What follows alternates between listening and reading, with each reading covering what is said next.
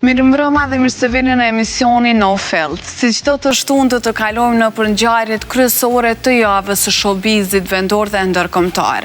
S'mund të fillojmë ndryshe emisionin vetëm me lajmet më të reja të këtyre ditëve.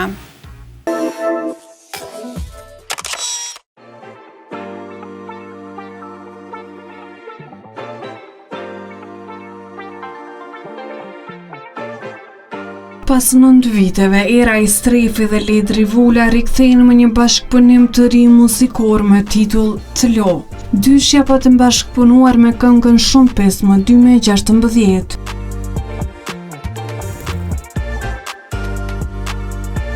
Era i Strefi sapo është ribashkuar me menaxherin që pati rol kyç në ngritjen e saj në skenë muzikore, Faton Shoshin.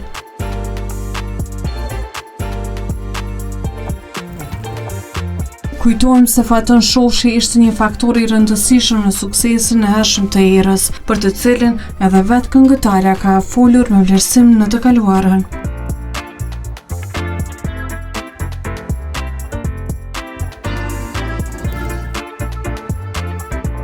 Këngëtarja Igli Tako ka zyrtarizuar bashkëpunimin e saj me labelin SBS Entertainment, duke cilësuar këtë si një prej hapave më të rëndësishëm në rrugtimin e saj artistik. Në një njoftim përmes rrjeteve sociale ajo shkruan: "Ky është një hap i ri dhe shumë i rëndësishëm në rrugtimin tim artistik dhe masi pres që sjell projekte të reja, muzikë dhe emocione të forta, gjithmonë me përkushtim dhe dashuri për ju që më keni mbështetur deri tani, që nuk mund t'ua kthej kurrë mjaftueshëm. Faleminderit për besimin dhe që jeni pjesë e këtij rrugtimi. Ju dua e juaja, Egli."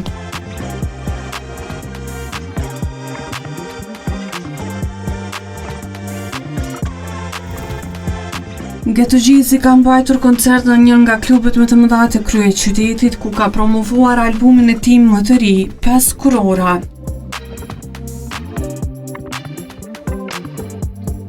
Mbrëmja pati një atmosferë elektrizuese dhe një numër të madh të audiencës që mbushën ambientin për të ndjekur nga afër performancën e artistit.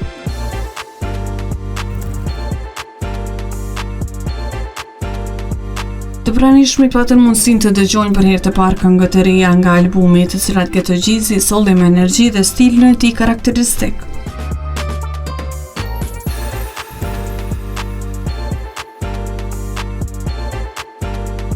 Projekti 5 kurora përfaqëson një etapë të re në karrierën e tij.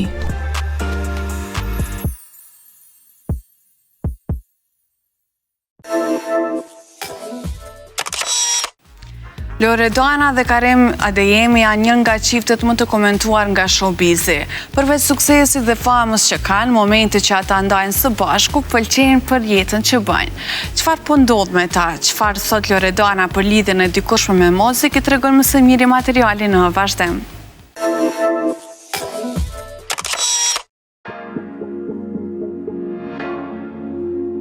Loredana Brati ka ndarë me publikun një reflektim të sinqert mbi eksperiencën e saj brenda shtëpisë së Big Brother, duke treguar se kjo periudhë nuk ka qenë as pak e lehtë për të. "Unë i ndjej shumë energjit, e gjitha ndikojnë në mirëqenien time", tha ajo, duke përshkruar se si ndjesitë brenda shtëpisë ndikuan në gjendjen e saj emocionale dhe fizike.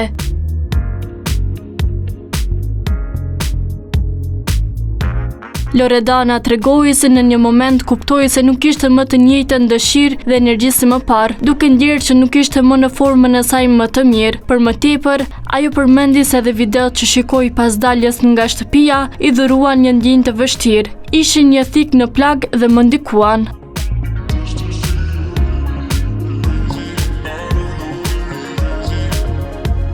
Përballë këtyre sfidave, Loredana tregoi se mori një vendim të rëndësishëm për mirëqenien e saj. "Vendosa të rrethohesha me njerëz të besueshëm dhe që më jepnin pozitivitetin që më mungonte." Ajo pranoi se në momentin kur hyri në Big Brother nuk ishte më atë dritën që kishte më parë dhe tani po përpiqet ta rikthej atë, duke pranuar se nuk është ende në periudhën e saj më të mirë, por e konsideron përvojën si një eksperiencë shumë të fortë.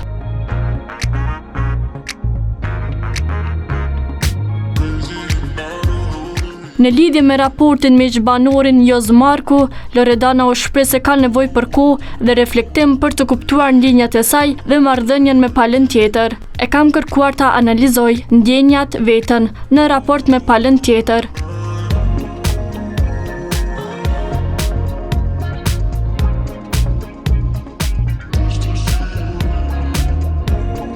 Nuk ndihem mirë të flas për këtë muhabet. Kjo është arsyeja pse nuk kam folur. Nuk ndihem akoma gati, tha ajo, duke treguar se tema mbetet shumë e ndjeshme për momentin.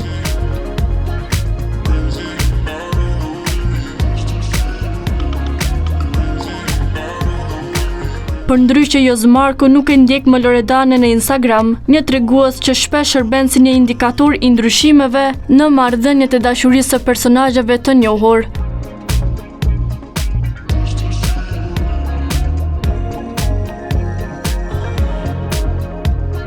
Para afër një muaji, Jozi u pyet në një intervistë rreth raportit të tyre dhe atë që mund të prisnin fancat në lidhje me statusin e marrëdhënies së tyre. Ai nuk dëshironte ta përkufizonte sakt situatën dhe tha se kishin momente të bukura së bashku.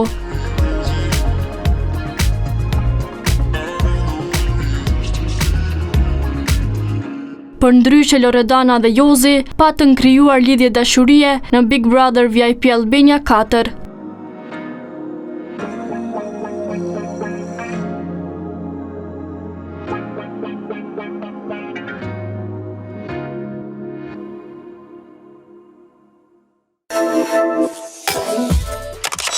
Qëndrimi Sara Hoxhës dhe Erik Fullanit në të njëjtin vend gjatë pushimeve verore duke se nuk është rastësi. Javën e kaluar raportuam se ata kishin publikuar foto nga i njëjti vend, por këtë javë janë parë duke biseduar me njëri tjetrin, ndërsa qëndronin shumë afër. Madje Eriku ishte prezent edhe në ditëlindjen e saj. Padyshim edhe kjo javë takon Sarës, e cila vazhdon të jetë në qendër të vëmendjes.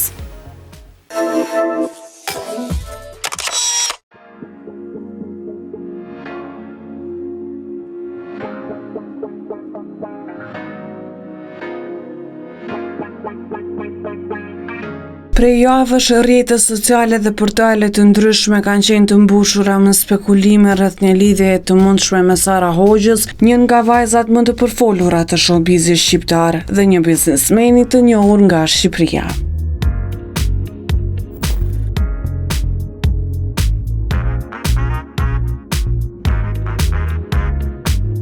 Megjithatë, deri më tani, të gjitha ishin thjesht aludime, derisa disa foto të publikuara së fundmi nga pushimet verore duke se kanë hequr çdo dyshim.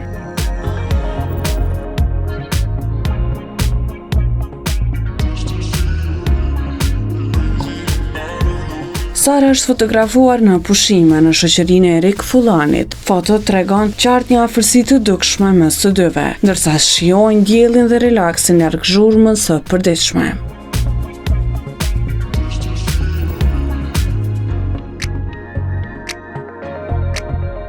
Ndonë se Sara Hoxha është treguar gjithmonë diskrete në jetën e saj personale, kjo dalje publike ka mjaftuar për të ndezur sërish rrjetin.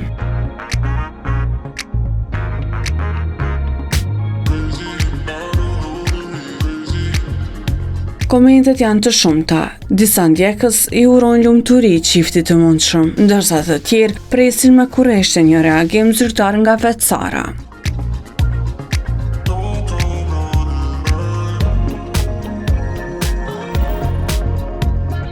Gjithashtu, Eriku dhe Sara janë parë së bashku në ditëlindjen e djalit të Olta Gixharit.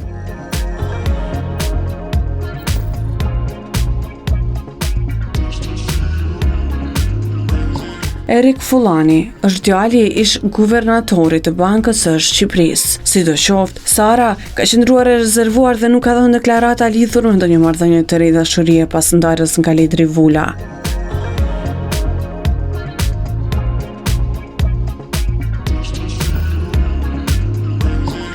Ledri dhe Sara u bën prindër të një vajze në vitin 2020, dhe që nga koha kur u bë publike lidhja e tyre dashurisë, ishin një nga çiftet më të komentuar të showbizit shqiptar.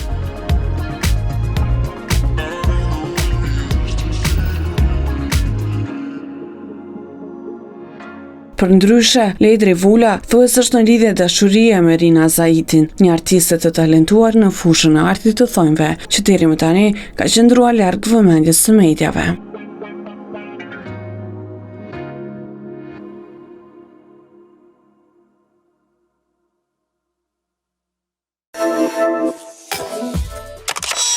Shpesh në reality show lidhje që krijon mes konkurrentëve shihen me dyshim dhe konsiderohen shpesh si pjesë e lojës për më shumë vëmendje. Por në rastin e Loredana Bratit dhe Jos Markut gjërat duken ndryshe.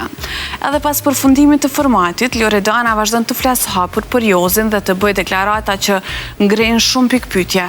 Se çfarë po ndodh mes tyre do ta kuptoni në vazhdim.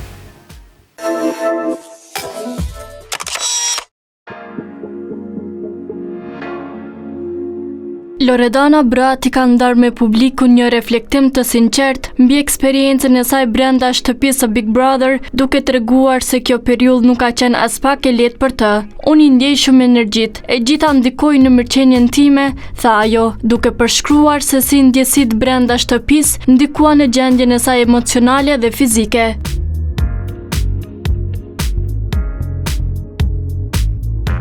Loredana tregoi se në një moment kuptoi se nuk ishte më të njëjtën dëshirë dhe energji si më parë, duke ndjerë që nuk ishte më në formën e saj më të mirë. Për më tepër, ajo përmendi se edhe videot që shikoi pas daljes nga shtëpia i dhuruan një ndjenjë të vështirë. Ishin një thik në plag dhe më ndikuan.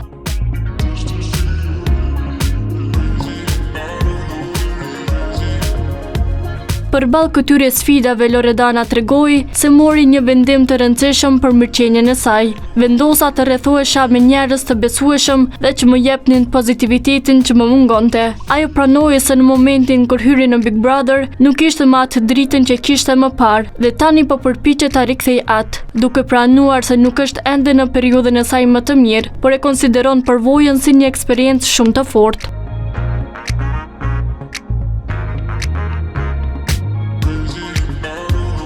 Në lidhje me raportin me ish-banorin Jos Marku, Loredana u shpreh se ka nevojë për kohë dhe reflektim për të kuptuar ndjenjat e saj dhe marrëdhënien me palën tjetër. E kam kërkuar ta analizoj ndjenjat veten në raport me palën tjetër.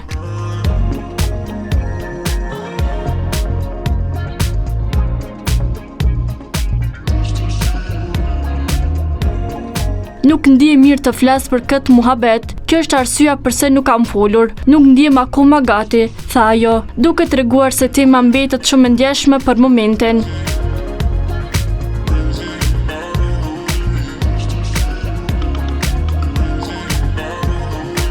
Përndryshe, Jos Marku nuk e ndjek më Loredanën në Instagram, një tregues që shpesh shërben si një indikator i ndryshimeve në marrëdhëniet e dashurisë së personazheve të njohur.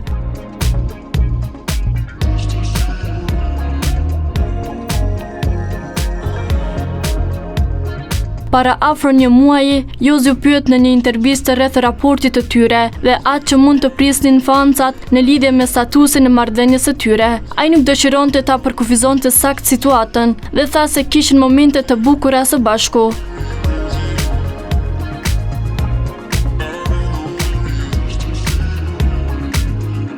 Përndryshe, Loredana dhe Josi patën krijuar lidhje dashurie në Big Brother VIP Albania 4.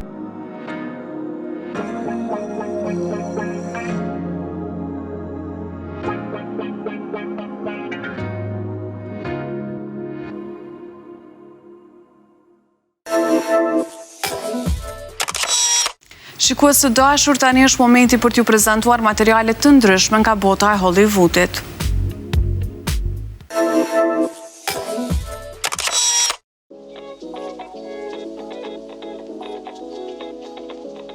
Justin Bieber ka nisur të flasë hapur për sfidën me shëndetin mendor. Ai postoi në Instagram duke thënë: "Njerëzit vazhdojnë të më thonë të shërohem. A nuk mendonit se nëse do të mundesha të rregulloja veten, do ta kisha bërë tashmë? E di që jam i thyer."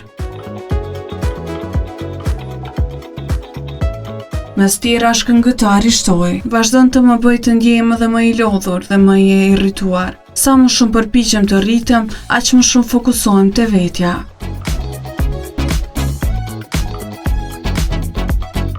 Më pas, Justin publikoi disa fotografi të çuditshme, të cilat bën që ndjekësit e tij ta krahasonin me Britney Spears, e cila ka kaluar kriza të rënda emocionale edhe në publik.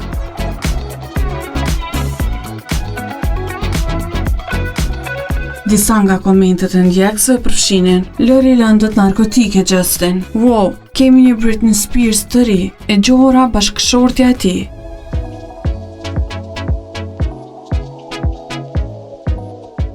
Prej vitesh, Justin Bieber ka folur hapur për betejat e tij me ankthin, depresionin dhe ndjenjat e vetmisë, të cilat e kanë ndjekur që në fillimet e karrierës së tij. Ai ka pranuar se fama e hershme, presioni publik dhe problemet personale kanë ndikuar ndjeshëm në shëndetin e tij mendor.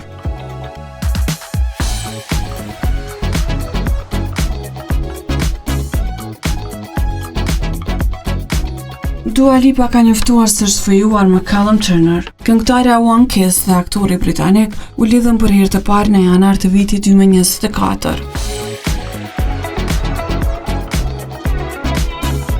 Çifti kaluan në tapetin e kuq për herë të parë së bashku në Met Gala 2025. Përndryshe, Lipa konfirmoi lajmin gjatë një interviste për British Vogue, duke treguar se Turner i kishte bërë unazën me porrësi pasi ishte konsultuar me shoqet e saj më të mira dhe motrën.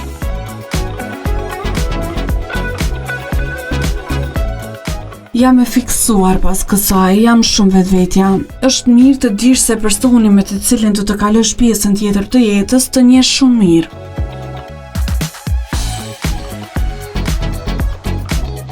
Këngëtarja gjithashtu tha se ata nuk do të nxitohen të martohen. Duhet të përfundoj turneun tim. Callum është në xhirime, kështu që po e shijojmë këtë periudhë, tha Lipa.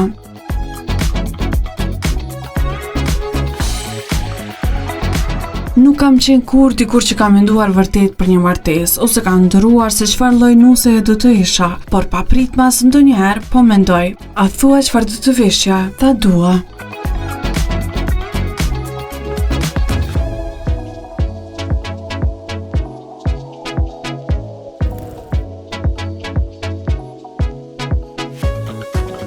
Kënga më e re e Sabrina Carpenter, Man Child, ka debutuar direkt në vendin e parë të Billboard Hot 100, duke u bërë hiti i saj i dytë në krye të renditjes.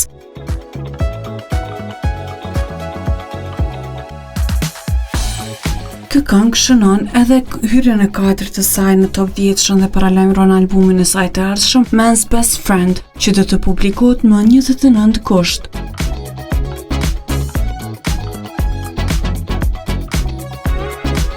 Sabrina ka pasur 3 këngë të tjera të suksesshme nga albumi më parshëm Short and Sweet, përfshir Please, Espresso dhe Taste. Me këto 3 hite që qëndruan njëkohësisht në top 5, ajo u bë artistja e dytë në histori pas The Beatles që arri një sukses të tillë.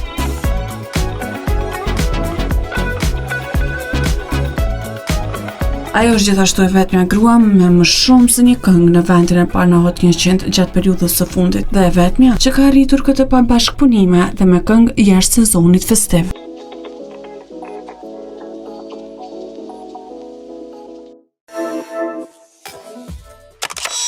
Në një botë ku fama shpesh shoqërohet me jetë luksoze, udhëtime pafund dhe angazhime të njëpasnjëshme në karrierë, disa prej figurave më të njohura publike kanë zgjedhur të ndjekin një rrugë po aq sfiduese sa edhe e bukur, të jenë prindër të shumë fëmijëve. Disa kanë zgjedhur të kenë fëmijë biologjik, të tjerë kanë hapur zemrën dhe shtëpinë përmes adoptimit. Në materialin në vazhdim do të njiheni me disa yje nga bota e artit, teknologjisë dhe kinemas, të cilët kanë jo 1, 2 apo 3, por më shumë se kaq fëmijë.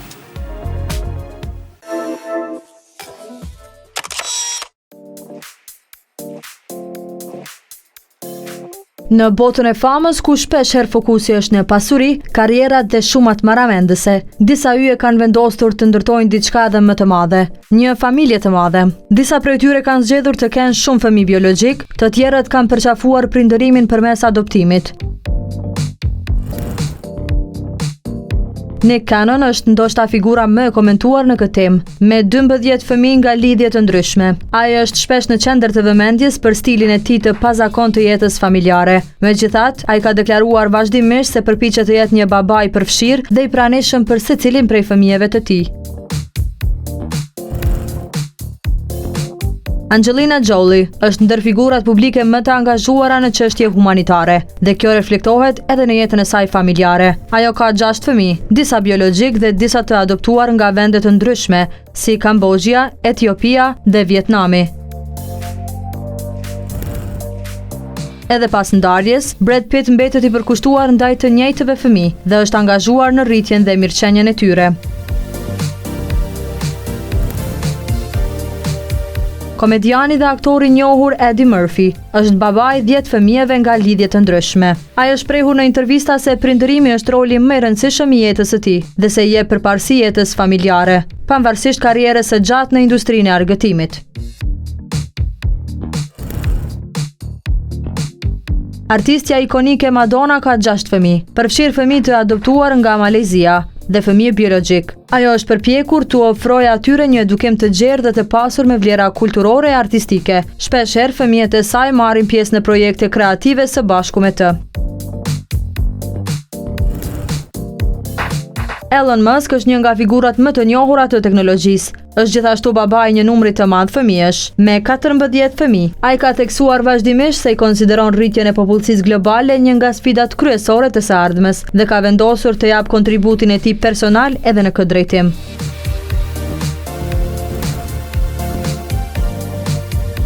Aktori dhe regjisori Mel Gibson është baba i 9 fëmijëve nga lidhje të ndryshme. Ai është një figurë disi më diskrete sa i përket jetës private, por njihet si një prind tradicional dhe i përkushtuar.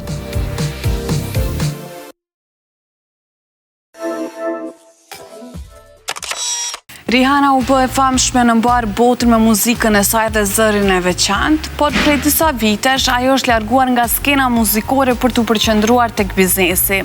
Sot ajo nuk është vetëm një yll i muzikës, por edhe një grua e suksesshme, fuqishme, që ka ndërtuar një perandori të vërtet në botën e bukurisë dhe modës. Materiali në vazhdim tregon rrugtimin e saj nga një këngëtare e dashur në një sipërmarrëse të fuqishme që po lë gjurmë në fusha të ndryshme.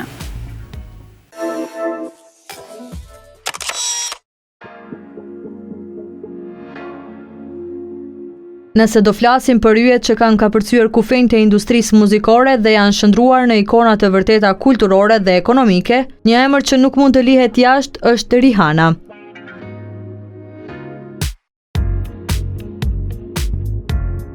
E lindur si Robin Rihanna Fenty në Barbados, ajo nisi rrugtimin e saj artistik me ëndrrën për të kënduar, dhe në më pak se një dekadë, ajo jo vetëm që realizoi ëndrrën, por ndërtoi një perandori.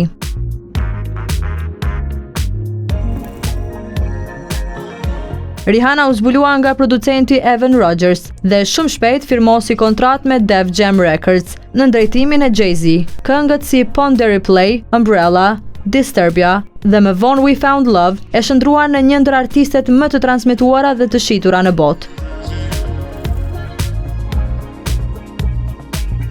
Me një vokal të veçantë, një stil që sfidonte normat dhe një prezencë skenike që e dallonte menjëherë, Rihanna e kishte fituar botën e muzikës në të 20-tat e saj.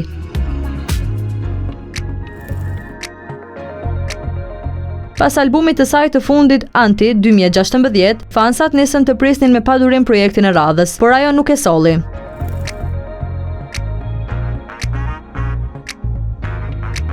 Ndonse ishte ende në majat e suksesit muzikor, Rihanna vendosi të ndalë ritmin për të ndërtuar diçka më të madhe, markën e saj. Në vitin 2017, Rihanna lançoi Fenty Beauty.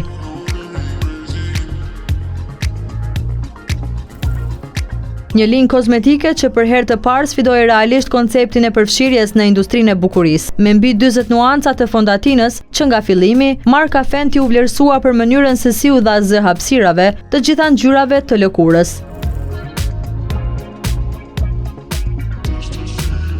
Suksesi ishte i menjëhershëm. Në vitin e parë, Fenty Beauty gjeneroi më shumë se $500 milion të ardhura. Pas suksesit në kozmetik, Rihanna nuk ndaloi. Ajo lançoi Savage Fenty, një markë të brendshme që theu stereotipe tradicionale të bukurisë dhe trupit femëror.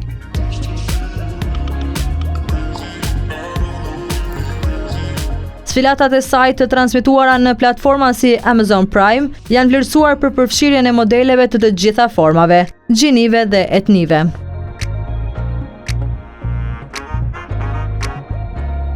Në vitin 2021, revista Forbes e shpalli Rihanën miliardere, duke u bërë gruaja më e pasur në industrinë e muzikës, jo përmes albumeve apo turneve, por përmes markave të saj personale.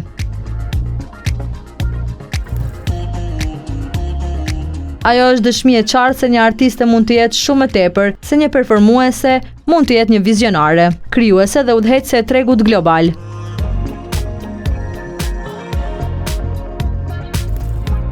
Pas një periudhe mungese muzikore në vitin 2023, Rihanna u rikthye në një mënyrë madhështore në shfaqjen e Super Bowl Halftime, ku performoi shtatzëm për herë të dytë. Pra nuk kishte nevojë për një album të ri për të dominuar vëmendjen globale. Ta analizosh mënyrën se si ka funksionuar Rihanna që nga fillimi i karrierës së saj, ajo nuk hoqi dorën nga arti, thjesht e shndroi atë në një formë më të shkëlqyer të biznesit.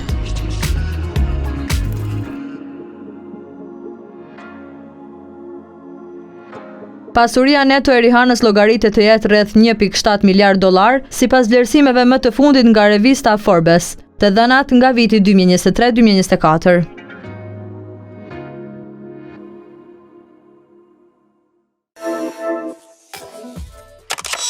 Shikues të dashur, tani është momenti për të falënderuar Frutex me 19 eksporte brenda një dite, brendet Golden Eagle, Relax dhe Natural në 100%, dita ditës po zgjerojnë prezencën e tyre në të gjithë botën.